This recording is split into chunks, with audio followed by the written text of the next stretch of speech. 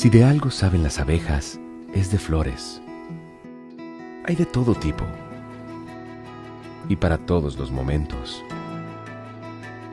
Lo importante no es solo su color, tamaño o forma, sino lo que hace sentir cada una. Y para esos sentimientos trabajan. Igual que el Banco Central, que trabaja para hacer florecer la economía y que sientas estabilidad. Para ese sentimiento de tranquilidad, para ese sentimiento de crecimiento y desarrollo, para que la primavera llegue a todos los sectores y los planes de muchos den grandes frutos. Banco Central de la República Dominicana, 75 años trabajando por una estabilidad que se siente.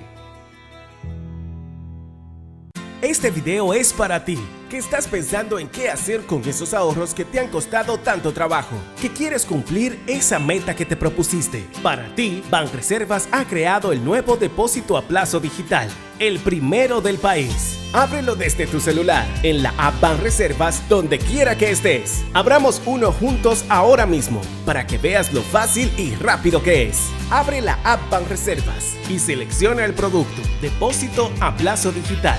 Empecemos conociendo todos los beneficios que el producto te ofrece. El primer paso será la calculadora, donde deberás ingresar el monto a depositar, elegir el plazo, el tipo de interés y ver la tabla de rendimiento. El segundo paso es seleccionar la cuenta desde donde se debitarán los fondos para la creación del depósito a plazo digital. Debes tener una cuenta Banreservas activa.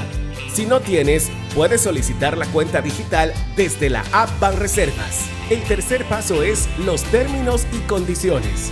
Y con esto ya estás haciendo crecer tu dinero mientras ahorras para cumplir tus metas.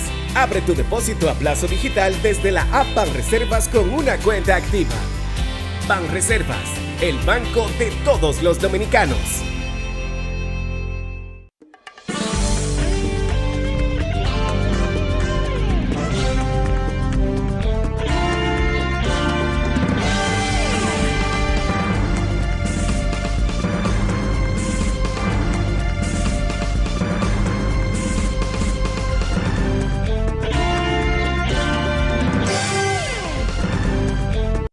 Muy buenas tardes, amables televidentes. Bienvenidos a su cita diaria, crepuscular y nocturna en Teleimpacto, que es al final de la tarde despidiendo el sol y comenzando la noche. Ponga su caridad en buenas manos. Apoye el Patronato de Lucha contra el Cáncer de Villa González Incorporado. 809-443-8010.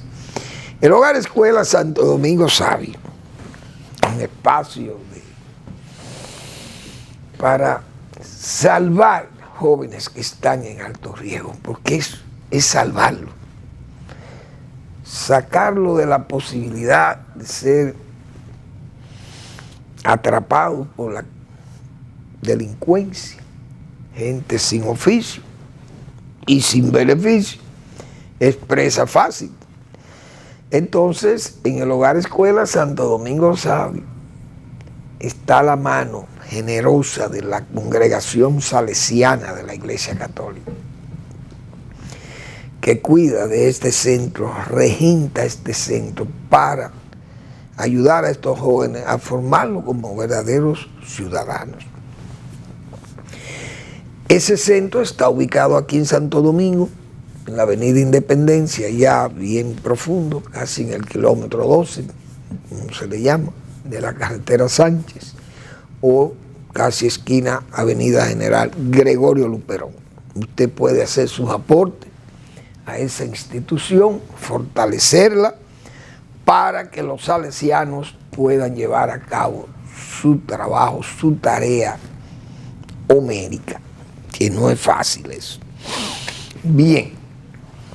Señores, la situación de Venezuela, los países latinoamericanos sufrimos en eso, porque estamos en presencia de una dictadura vulgar, delincuencial, gangsteril, porque son gángsteres políticos, lo hemos descrito nosotros y ahí está demostrado. es gente que se le importa, porque el que hace eso, el que hace lo que ha pasado en Venezuela, eso no es un gobierno, eso es una organización gangsteril, porque usted se ha robado a la franca un proceso electoral que usted no ha querido que ni siquiera lo cuenten los votos, no permite que se sepa qué es lo que ha pasado. Lo que se sabe de lo que pasó es gracias a la habilidad de los opositores de obtener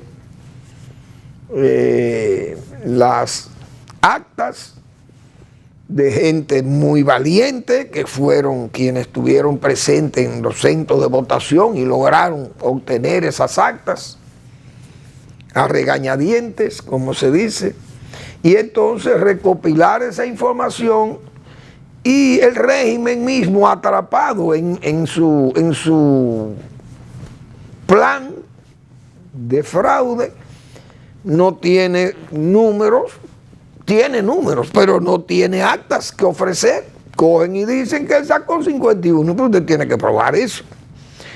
Pero no es Maduro quien tiene que probar eso, sino el Consejo Nacional Electoral que se ha propuesto hacer estas elecciones. Y que la organizaron bien, porque fueron bien organizadas, digo yo, porque la gente votó y las actas están ahí. Es decir, organizaron bien las elecciones, pero ellos pensaron que la gente no iba a ir a votar, que el régimen tenía seguridad de que no podía perder de un improvisado que salió ayer, de una mujer que anda dando tumbo por ahí, por toda la calle. El régimen lo que hizo fue subestimar a esta gente. Que la gente por miedo también, y esos equipos de caliese en los barrios, en las cuadras, tipo el régimen cubano, que tenía esos comités de defensa de la revolución bolivariana, ese control de todo el aparato militar y el aparato de investigación y de información del régimen. Bueno, nosotros no vamos a perder esto. ¿Qué es lo que tenemos que hacer? Decirle al mundo que nosotros vamos a celebrar estas elecciones y se lo vamos a prometer a Estados Unidos. Porque Estados Unidos es que han negociado esas elecciones en Venezuela. Por tanto, Estados Unidos tiene que meter todas las presiones para que ese régimen no se salga con la suya. Repito, las sanciones, se le liberaron sanciones a ese régimen con fines de que exportaran petróleo. Estados Unidos se sabe que necesita su petróleo y su cosa, pero con la garantía de que se iban a hacer elecciones democráticas. Y por eso Estados Unidos presionó para que se hicieran las elecciones y el régimen cedió a hacer las elecciones y están ahí, se hicieron. Por eso que yo digo, esas elecciones son raras porque el fraude, ahí no hubo fraude. En las elecciones de Venezuela no hubo fraude, digo yo. Porque el fraude es que usted modifique cosas y cambie y quite. No, es que la gente votó. Y los votos están ahí, pero ¿qué pasó? El fraude, si es que se le puede llamar fraude, es cuando el régimen ya, tal vez a boca de urna, a las 4, a las 3 de la tarde, se fue dando cuenta que la situación no era como se había pensado y comenzaron a meter presión, principalmente en áreas del interior de Venezuela, comenzaron a meter presión para que la gente no votara, para cerrar temprano, obligar a que la gente no fuera a votar, porque iba a ser abrumador. Resulta que la gente votó. La sumatoria de todos los votos dice que 10 millones de gente votó. Entonces la gente votó. Pero por eso yo digo, no hubo fraude electoral. Lo que ha habido es un robo electoral, que ya es distinto. Es decir, mira, ni siquiera parar el conteo. No, pues no pararon el conteo. Lo que hicieron fue no hacer ese conteo, obviar el conteo y decir que él ganó. Es decir, nos robamos estas elecciones, robadas, propio de un grupo gangsteril. Es decir, ahí lo que hay es una mafia de malhechores que está gobernando a Venezuela. Muy bien. Estados Unidos jugó la carta de las elecciones, repito, levantando sanciones. Claro, la situación ahora en Venezuela es, diría yo, de jugar un palé magnicida. Ahí hay que matar dos gentes, porque no hay forma de salir de ese régimen que no sea matando a Maduro y a Diosdado Cabello, que son las dos cabezas ¿cómo se dice? Del dragón, porque es una especie de como de dragón chino, de esas cosas, no sé cómo que se llaman eso, o una bestia de varias cabezas. ¿Cuál es la hiedra? Yo no me acuerdo cómo que se llama, la bestia es. Bien, entonces,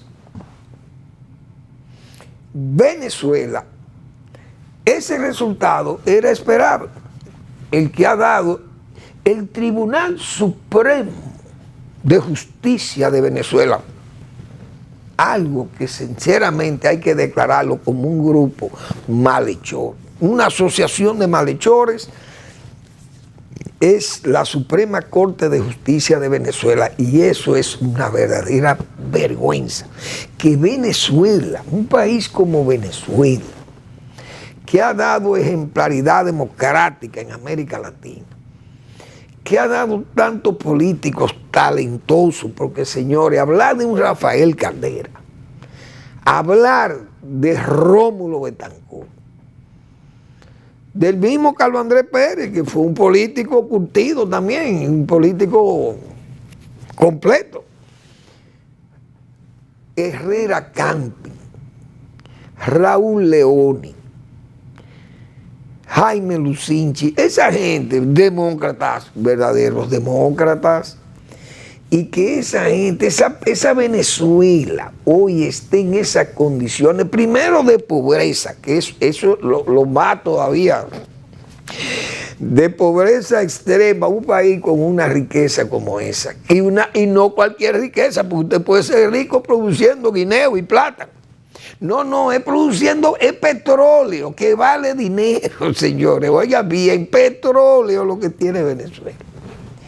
Y ese país con 7 u 8 millones de gente que han tenido que salir por las presiones de miseria, de desempleo, de deterioro económico, y otros por acoso del régimen, por la violencia política y todas estas cosas.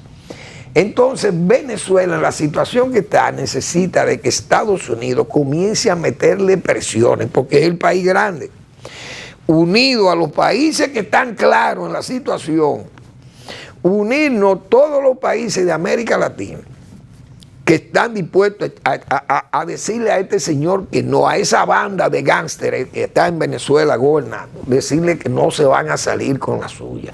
México, Colombia y Brasil, que son 3 mojigatos de presidentes que hay ahí, 3 tigres de la izquierda, gente sin valor, porque eso, el que se presta a apoyar una dictadura en la forma que lo están haciendo estos 3 sinvergüenzas de México, Brasil y Colombia, como yo lo he señalado, son 3 sinvergüenzas, charlatanes y sinvergüenzas.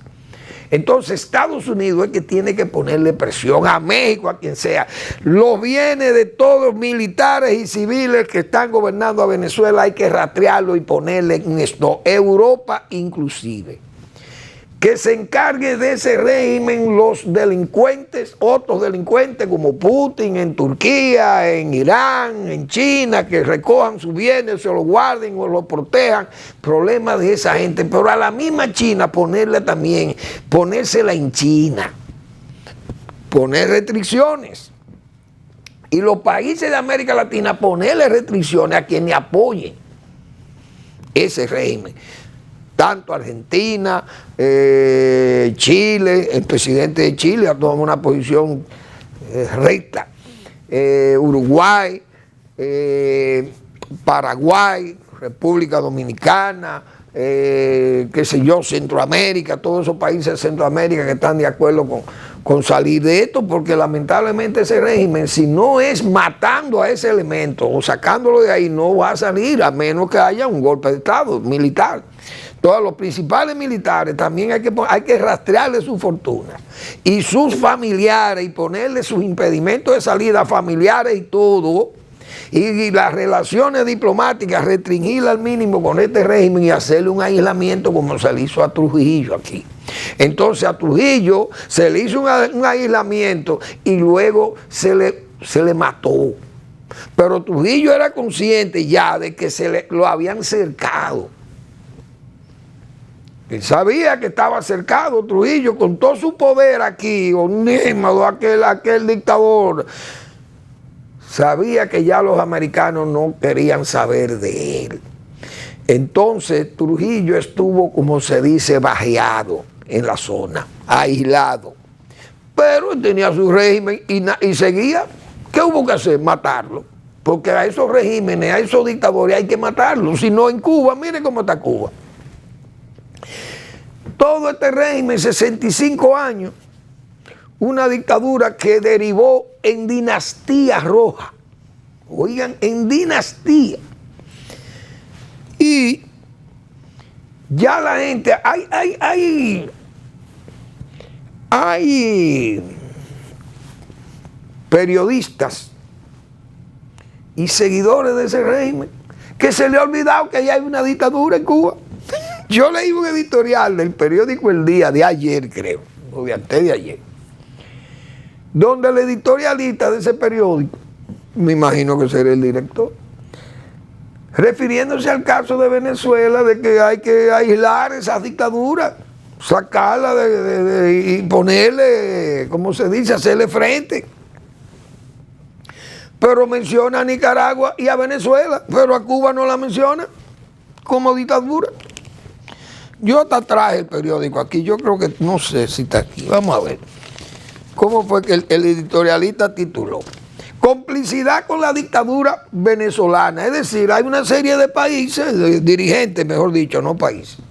Presidentes, como Lula, ese López Obrador, el Petro de Colombia, esos tres, básicamente esos tres, que están en forma vacilante con la dictadura. Una dictadura gangsteril, porque hay dictaduras que no hacen elecciones. Bueno, no se hizo, no hay elecciones, hay dictadura pura y dura.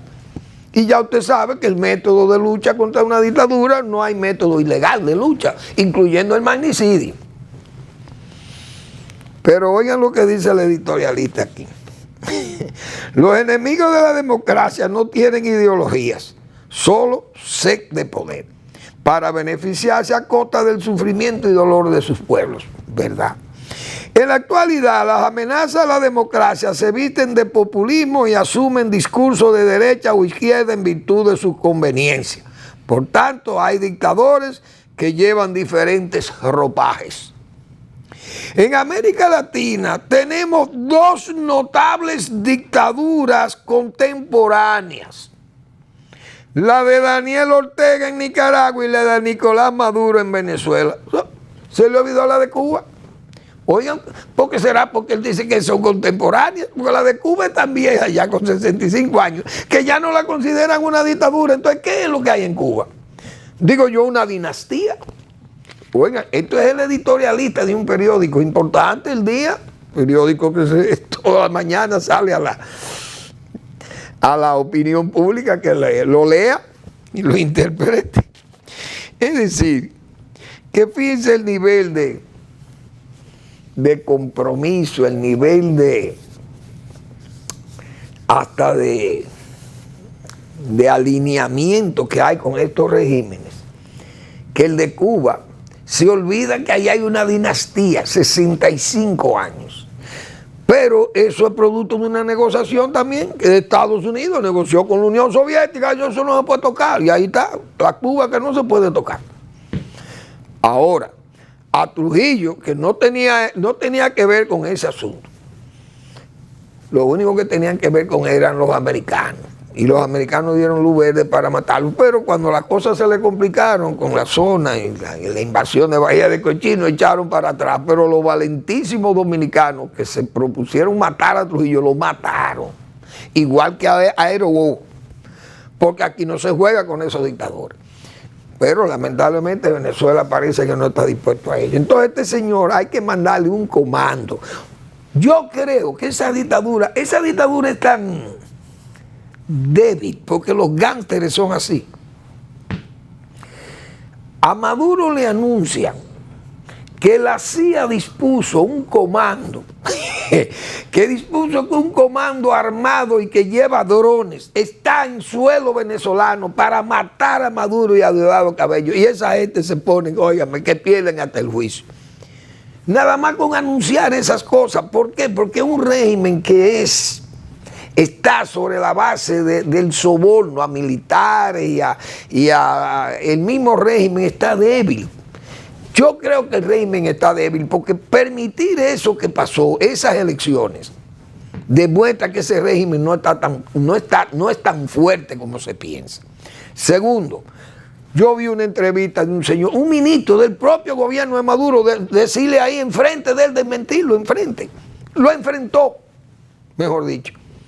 Un ministro, el ministro de Cultura, parece que es un tipo, un chavista de esos enfermos, y que Maduro lo respeta porque el hombre fue tan lejos en esa entrevista que lo que hemos leído eso en las redes nos quedamos hasta sorprendidos.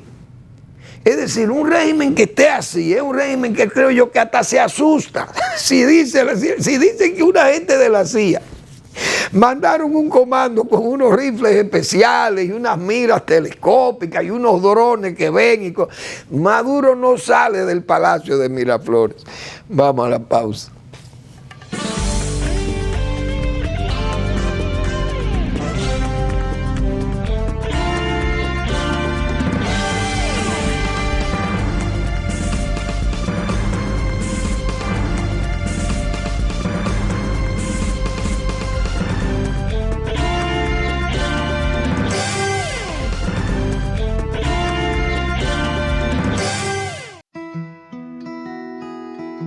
Si de algo saben las abejas, es de flores. Hay de todo tipo y para todos los momentos. Lo importante no es solo su color, tamaño o forma, sino lo que hace sentir cada una. Y para esos sentimientos trabajan. Igual que el Banco Central, que trabaja para hacer florecer la economía y que sientas estabilidad. Para ese sentimiento de tranquilidad, para ese sentimiento de crecimiento y desarrollo, para que la primavera llegue a todos los sectores y los planes de muchos den grandes frutos. Banco Central de la República Dominicana, 75 años trabajando por una estabilidad que se siente. Evita crear basureros improvisados. Estos son grandes focos del mosquito del dengue. Cuida tu hogar y tus vecinos. Es hora de accionar. Ganémosle al dengue.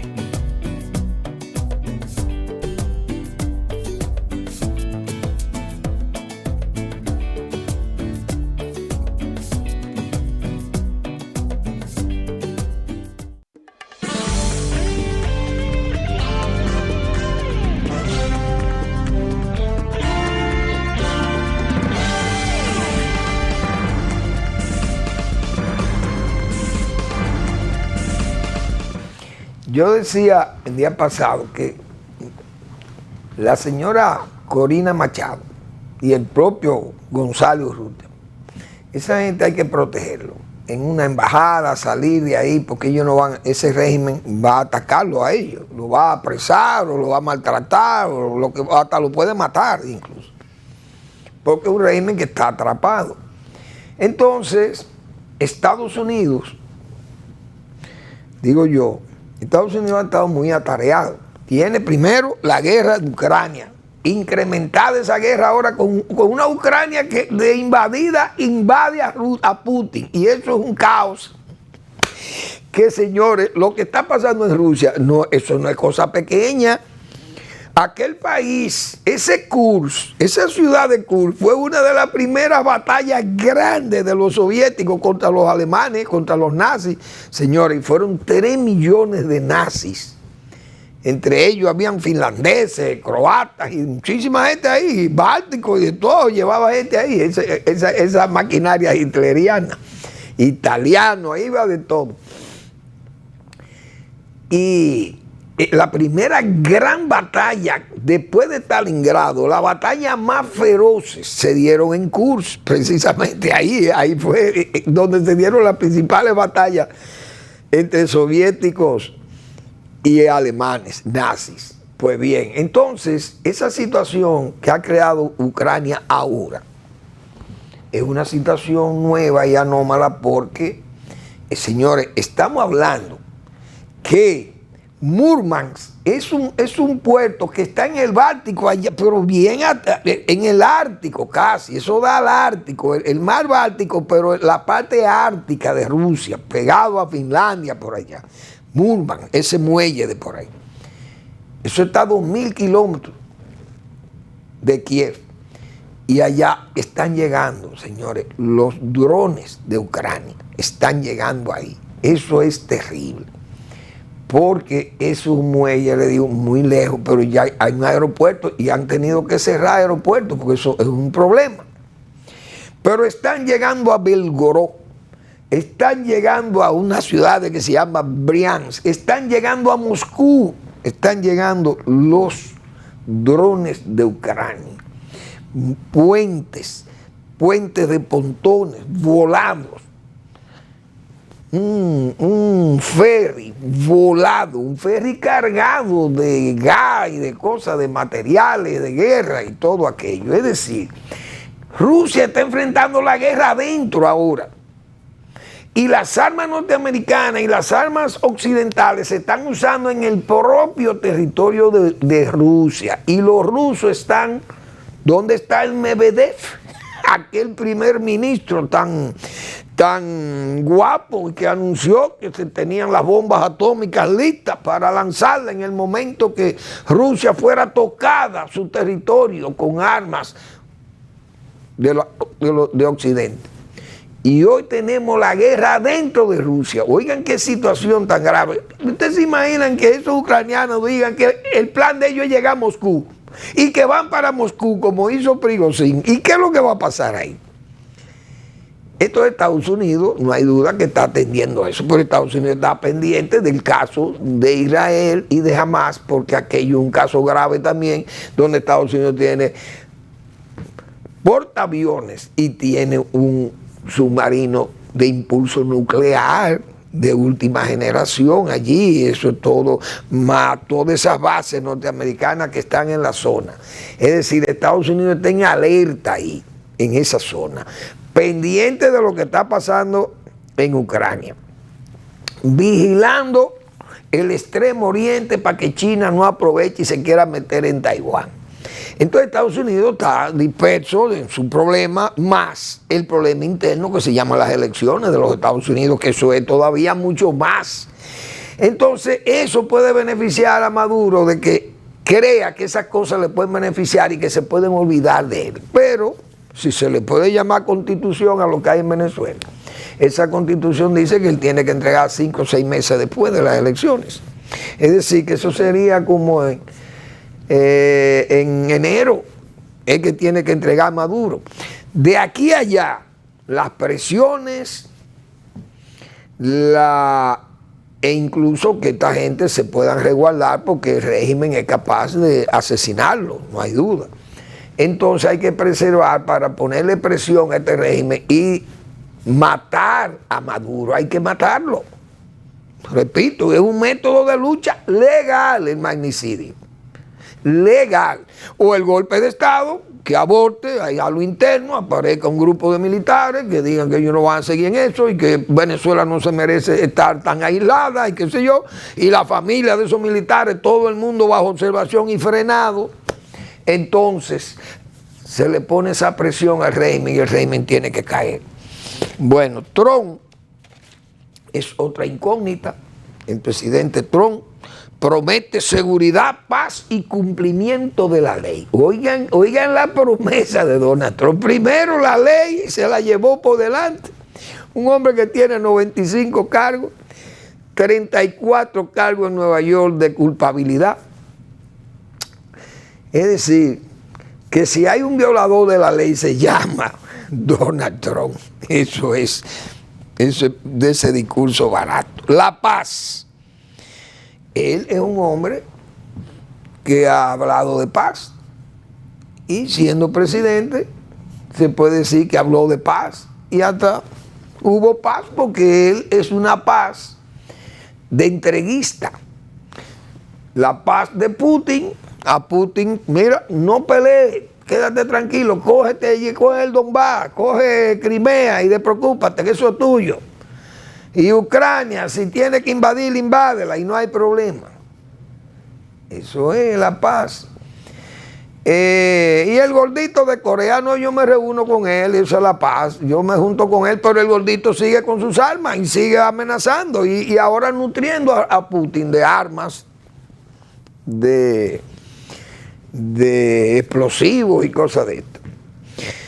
Entonces, hablar de paz con Donald Trump es una paz de entreguismo. Entonces, un presidente que no sea, un presidente de Estados Unidos no puede ser ni negacionista del clima, ni negacionista de vacunas, ni negacionista del holocausto, no puede ser aislacionista porque Estados Unidos necesita de sus aliados, no puede ser no intervencionista porque miren el papel que está jugando Estados Unidos. Si Estados Unidos, si el presidente Biden o la maquinaria militar de los Estados Unidos, o militar e industrial, la industria bélica y todo eso, pero las finanzas de Estados Unidos, los capitales, si Estados Unidos no hace lo que está haciendo defendiendo a Israel, Israel lo borran. Hoy te se imaginan un Donald Trump que diga, no, yo me encapsulo aquí, es un hombre de paz. Irán, mire, usted no puede atacar a Israel.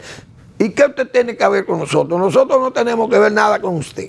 Nosotros tenemos que ver con Irán y nosotros vamos a desbaratar a Israel. Bueno, se fue Israel porque Trump es un hombre de paz. Pero Estados Unidos no puede jugar ese papel, ni que China va a invadir a Taiwán, o que China va a invadir a Filipinas y va a quedarse con el mar meridional de la China. Eso no es así. Estados Unidos es Europa tiene que ser cuidada por Estados Unidos porque Alemania está tranquila. Alemania se tranquilizó, como dijo Lord May, que fue el primer secretario general de la OTAN, que le preguntaron, Mr. May, ¿para qué sirve la OTAN? La OTAN sirve, dijo ese señor, el primer secretario general de la OTAN. ¿Para qué sirve la OTAN? Y él dijo, la OTAN sirve para tener a los Estados Unidos aquí en Europa, defendiendo. Para tener a los alemanes quietos y a los rusos fuera de nosotros, de aquí fuera, tenerlos tranquilos también allá, vigilados y todo. A los rusos fuera, a los alemanes quietos y a los americanos adentro. Para eso que sirve la OTAN, decía Lord May. Oiga bien, el primer secretario general de la OTAN, inglés.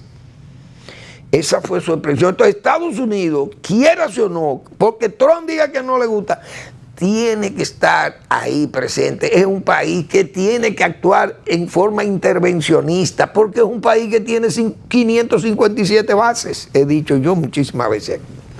Y un país con esas responsabilidades no puede venir a tener un presidente que diga yo soy la paz y mira, yo voy a repartir esto como si fuera un mercado de vegetales. Eso no es así. Entonces ese señor no está preparado, y ahí lo demostró como presidente, no está preparado para dirigir un país como Estados Unidos. Donald Trump, negacionista, no intervencionista y aislacionista, dígame usted. Y al mismo tiempo dinamitero de acuerdos y todo aquello, sobre la base de eso. Entonces, ¿qué garantía de que la paz y la seguridad interior, un hombre que es pro rifle? Esos grupos apoya el Ku Klux Klan de los Estados Unidos. Entonces, ¿cuál es la paz? Un hombre que el comportamiento que tuvo cuando perdió las elecciones fue una turba para que asaltaran el Congreso, llamando a gente para que violaran la ley en los Estados Unidos. ¿Y qué hombre es este? ¿Qué seguridad que hay en Estados Unidos en manos de Donald Trump? Entonces Donald Trump es un hombre que no está digo yo, que soy un saltapatará de este Caribe y que en Estados Unidos no nos hacen caso a ninguno de la gente del sur. Entonces, ese país, pienso yo que va a derrotar a Donald Trump. Donald Trump es un hombre que no está en capacidad de dirigir a los Estados Unidos. Digo yo, Manuel Fermín. Bueno, la verdad que el presidente Abinader ha seguido nombrando. Yo, de esa reforma, por eso es que la reforma constitucional se fue adelante. Porque para el gobierno iba a ser difícil explicar una reforma fiscal nombrando gente. Y gente que no van a hacer nada, muchos de ellos, en la administración pública. En instituciones que ya prácticamente no existen. Porque, díganme a mí, ¿qué es la Oficina de Desarrollo de la Comunidad? Eso no existe. Eso nada más existe para que existan decretos, para nombrar a una gente allí y complacer peticiones. Porque ¿cuál es el desarrollo de la comunidad? Hay desarrollo barrial, desarrollo provincial, todo es un estado elefantiásico.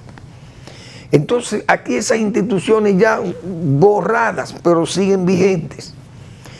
Esos nombramientos, entonces hubiera sido un choque que el gobierno siguiera nombrando gente, mandando una reforma fiscal, porque imagínense con el sacrificio que se le pide a la gente con el asunto de esos impuestos y los pagos y esa ampliación de la base tributaria y eliminar los estímulos a grupos empresariales y grupos de desarrollo y de emprendimiento. Es difícil. Entonces el gobierno se fue por la reforma constitucional, parece que es la menos problemática desde el punto de vista de la base amplia de afectación, porque esto se supone que no afecta a nadie según el gobierno, pero hemos hablado de una agenda oculta que pueda aparecer allí y ya se sabe todo lo que son puntos de una agenda oculta. Ya la reforma constitucional está, pero vamos a ver si se ponen de acuerdo los legisladores con algunos puntos como la reducción de los legisladores. Hoy Leonel Fernández, mejor metió ayer en el almuerzo de Corripio, señalaba que eso no tiene sentido bajar, que era mejor fijar el número en lo que está. Y yo creo que eso es lo que va a pasar, porque el gobierno no va a pelear con sus propios legisladores. Fijar el número de legisladores en el número que está hoy. Si son 192, déjenlo ahí, dijo Leonel Fernández, y creo que tiene razón Leonel ahí. Dejarlo en ese número y no agregar más, porque la población va a seguir creciendo. Entonces, si seguimos creciendo como vamos creciendo y con esta millonada de haitianos que hay aquí que van a ser dominicanos a la fuerza, y por la tolerancia de esta autoridad que en 8 años nos va a haitianizar, digo yo, y lo he dicho muchísimas veces, porque es un patriotismo sospechoso. El gobierno más patriótico ha sido este gobierno, pero es el gobierno donde más ha crecido la haitianización y la tolerancia con este esqueleto que es Haití. Que fíjense con qué que estamos luchando. Los líderes de Haití son todos declarados delincuentes. El único que se podía tal vez catalogar de un hombre más o menos serio era René Preval. Pero después ahí no ha servido más nada. Fíjense el último, el Martelly, acusado de traficante de droga en los Estados Unidos. Y tú imagínense qué país es el que tenemos al lado. Eso es una vergüenza, pero lo tenemos todo aquí y esta autoridad complaciente. Entonces este es el gobierno más patriótico y el presidente más patriótico que hemos tenido. Sin embargo, es el régimen más haitianizable, porque todos los haitianos están aquí, la mitad de Haití prácticamente viviendo de nosotros, en la escuela, en los hospitales, el trabajo, las facilidades que se le dan a los dominicanos, la aprovechan también los haitianos. Entonces tenemos medio Haití viviendo de República Dominicana y el gobierno dice que todavía estamos muy bien, que no hay peligro en seguir. Imagínense ustedes por dónde andamos. Es decir, que la situación es sumamente difícil para República Dominicana. Pero este asunto de los nombramientos, el gobierno no sé hasta dónde va a llegar con este asunto, porque los aliados y nosotros desde las elecciones veníamos diciendo dónde que el gobierno, si el presidente va a complacer a todos los aliados que tiene que sacrificar a la gente de su partido, porque usted no puede poner dos gobiernos al mismo tiempo, dos nóminas públicas en el mismo gobierno, con una sola dirección, que es la del presidente Abinader. Entonces el presidente ha tenido que, diríamos, ir en forma gradual, nombrando gente, y al final ya estos se están desesperando, mucha gente que están esperando nombramientos y no ven que hay realmente una decisión firme en satisfacer todos esos deseos de cargo público. Vamos a seguir ahora después de una breve pausa.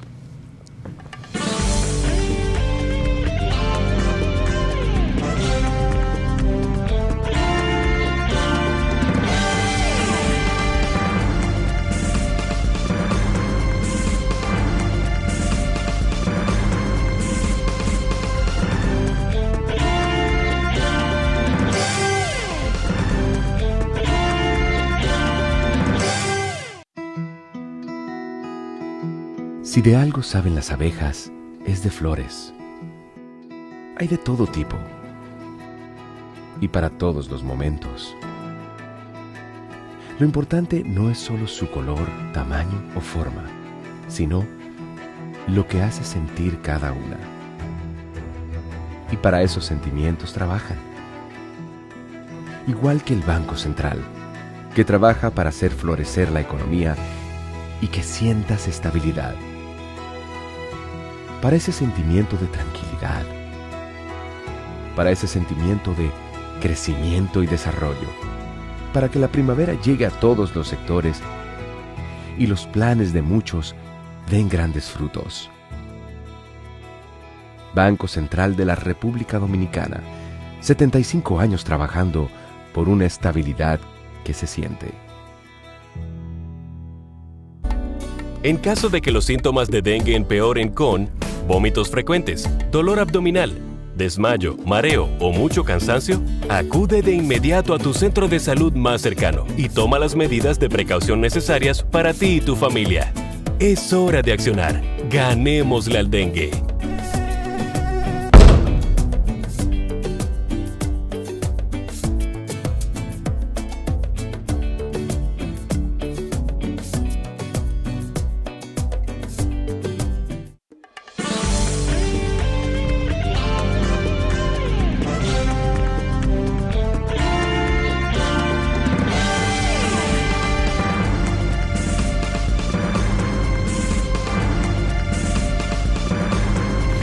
Bien, de esos nombramientos que ha hecho el presidente Abinader, hay dos que han chocado a mucha gente en la población. Primero, el del señor Guido Gómez Mazara, que después de aquella explosión de cólera sectaria, de todo aquellos insultos, gracias a la riqueza de la adjetivación castellana, toda aquella catarata palabrera del señor Gómez Mazara contra sus propios compañeros que hoy van en el mismo carruaje, se acaba de montar con ese nombramiento que le ha hecho el presidente, pero hay que ver lo que ese señor dijo en esa oportunidad. Pero el otro nombramiento que me ha chocado es de la señora Josefa Castillo, porque nosotros dijimos en una oportunidad que ahí había un malestar en la superintendencia de seguro, porque me había dicho un agente de seguro que esa señora tomó una serie de decisiones allí, ¿no?, poniendo tarifas y cosas de eso a servicios de seguro y que los corredores de seguros no se sentían contentos con eso, pero entonces eso fueron decisiones que tomó esa señora ahí, entonces eso era como una especie de zar o zarina del seguro. Entonces esa señora fue quitada, separada de ese cargo por el presidente y la nombra en una institución de menos categoría, diríamos, no por el servicio que pueda dar, sino la importancia que tiene desde el punto de vista económico, que tiene la Superintendencia de Seguros y lo que tiene el INAIPI. Creo que es de la primera infancia, algo así, el instituto. Esa señora ha sido degradada, pero hay que averiguar qué pasó ahí. Probablemente pasaron cosas tal vez desagradables, porque quién sabe. Son los más notorios, digo yo, pero después muchísimos cargos ahí que están, muchísimas instituciones que sobran, porque eso es lo que tiene el Estado dominicano enfermo, todo ese gigantismo, elefantiásico y no musculoso, como hemos dicho otra vez. Entonces, imagínense la reforma, pasar reformas fiscales con todo este gasto y un desastre. Que yo decía, de ese discurso del presidente fue de promesa y riesgo, porque ¿qué hay pendiente, señores? Todavía el DERECAFTA, ustedes verán cuando ven el DERECAFTA, y que se quiten todos esos aranceles a partir de 2025, pero iniciándose el 2025, eso ya está aquí prácticamente. Estos problemas eléctricos, los apagones, vimos que don Celso Marancini, que es un hombre serio, hemos dicho, ha desnudado la demagogia eléctrica, que se vendió desde la oposición, diciendo y se hacían esas mismas críticas sobre que las EDE y los robos y la mala administración y el tollo. Y eso era lo que se iba a corregir, y entonces ahora está agravado.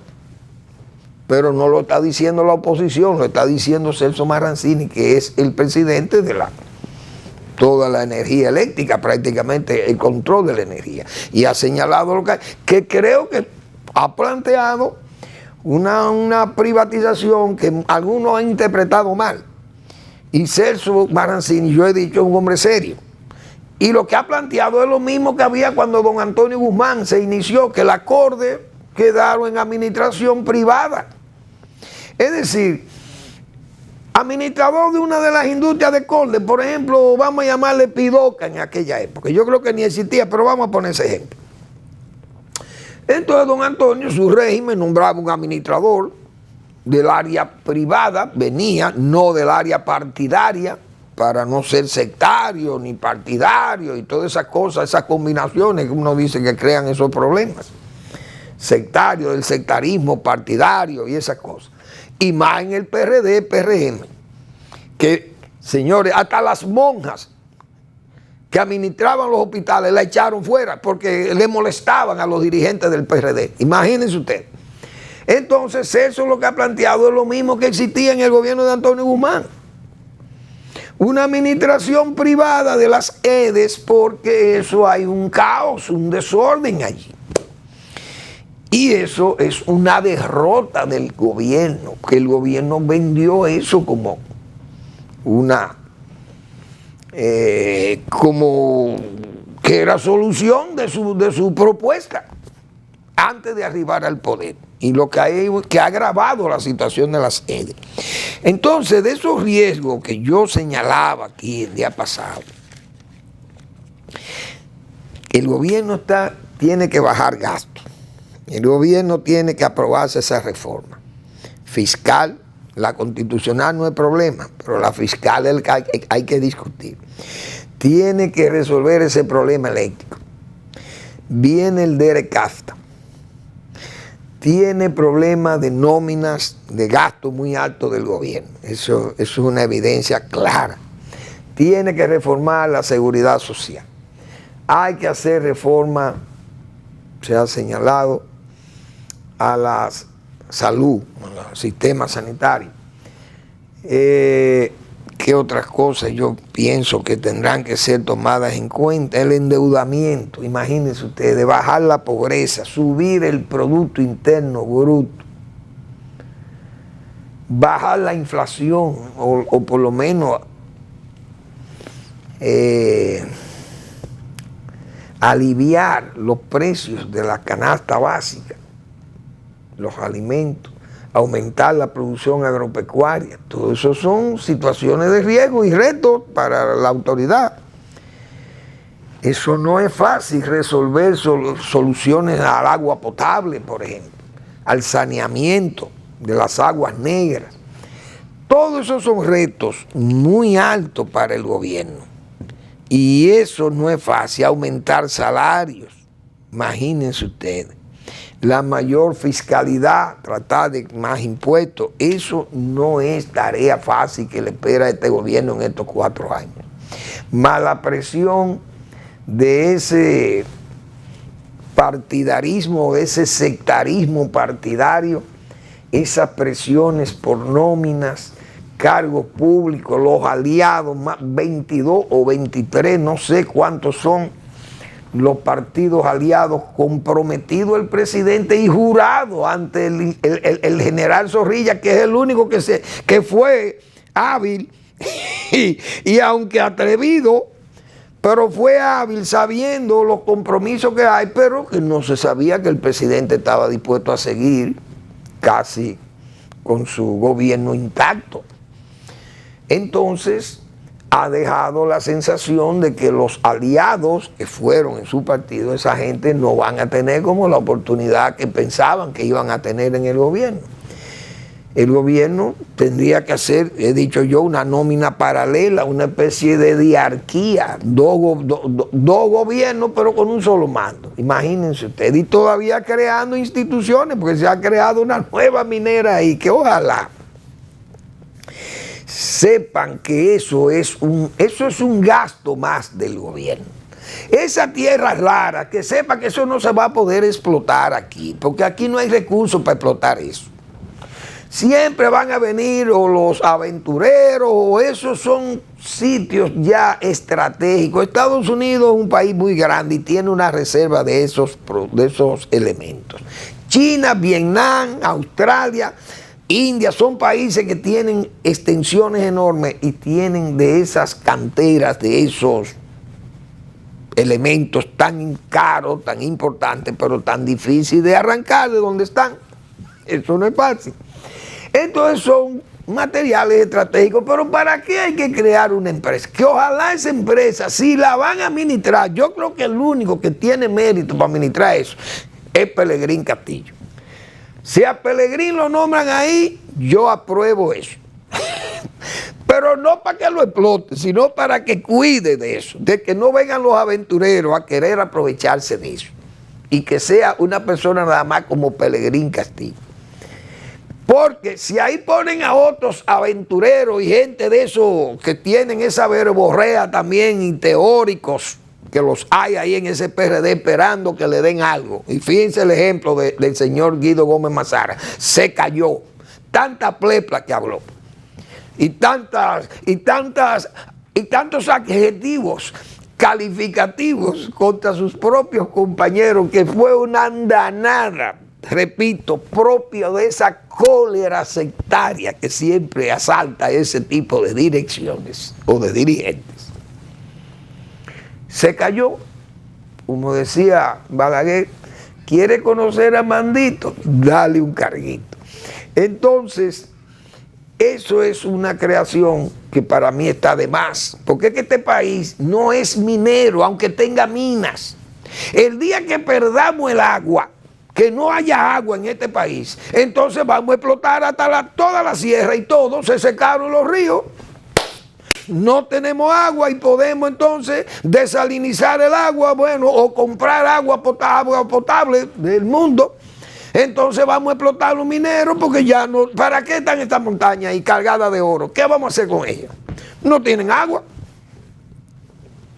Pero mientras haya agua de esas montañas, aunque sean las peladas montañas o el secarral de Pedernales, dejen eso tranquilo, que este país no es minero, este es un país muy pequeño. China, ¿cuántas veces nos supera? Vietnam, Australia, Estados Unidos, Argentina, Canadá, esos son países enormes. Polonia es grande, Rusia enorme. y todo ese Cáucaso son países grandísimos, Mongolia, Afganistán, Azerbaiyán, todo eso es grandísimo, ahí pueden explotar y hacer lo que quieran. Pero República Dominicana, que se dejen de eso y que todas las comunidades que se pongan en alerta, porque hay un interés minero y de gente dominicana que se le importa vender este país, y gobernantes que se le importa que exploten eso, porque como se dice, ellos no van a hacer semillas, se van a morir. Y quieren que la historia los registre como grandes presidentes que fueron, pero a costilla de qué, de explotar todo esto. Mucho cuidado, hacer como están haciendo los sanjuaneros, cuidando su lar, cuidar su tierra de todo este aventurerismo minero que hay, que creen que República Dominicana es verdad que es un país que puede ser minero. Si Chile explota sus minas, como dicen algunos líderes empresariales, pero Chile tiene 20 veces o 22 o 23 veces el territorio de la República Dominicana. Entonces aquel puede ser minero, nosotros no. Vamos a estar claros que este es un país muy pequeño y la única riqueza que nosotros tenemos aquí es esas montañas que generan agua para que el país, sus poblaciones puedan vivir en paz, tranquila, cada una en su lugar. Les invito a que lean al doctor Marino Vinicio Castillo en su blog La Pregunta. Todas las semanas el doctor Castillo nos presenta temas como un recuerdo remoto del ayer que me resulta útil en el presente. Gracias por su atención y nos vemos mañana en otra entrega de Al Final de la Tarde, despidiendo el sol y comenzando la noche.